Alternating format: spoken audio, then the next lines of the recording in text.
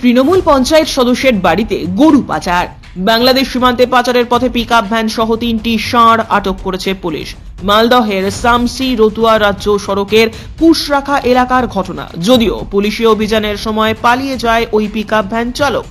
গাড়ির মালিক তথা সামসি গ্রাম পঞ্চায়েতের তৃণমূল সদস্য আমির হোসেনের দাবি, কি উদ্দেশ্যে কোথায় ষাঁড়গুলি নিয়ে যাওয়া হচ্ছিল তা তার অজানা।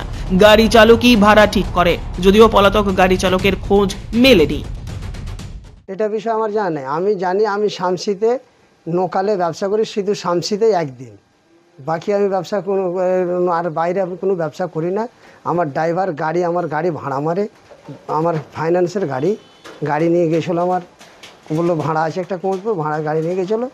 গাড়ি নিয়ে এসে এবার গাড়ি সকালে শুনতে পাই যে গাড়ি তোমার ফাঁড়িতে আটকে রেখেছে।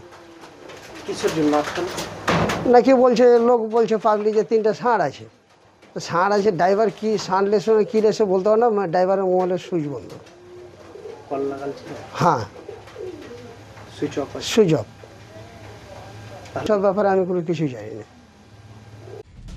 এদিকে গরু পাচারের ঘটনায় সরব হয়েছে বিজেপি।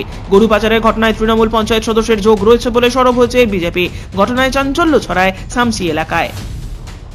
খবর পেলাম যে 3টি সরকারি ষাঁড় একটি গাড়ি করে যাচ্ছিল, শামসি পুলিশ ফাঁড়ি ধরেছে। এবং পরে যেটা জানতে পারলাম, তৃণমূলের শামসির গ্রাম পঞ্চায়েতের মেম্বার আমির হোসেন তার গাড়ি।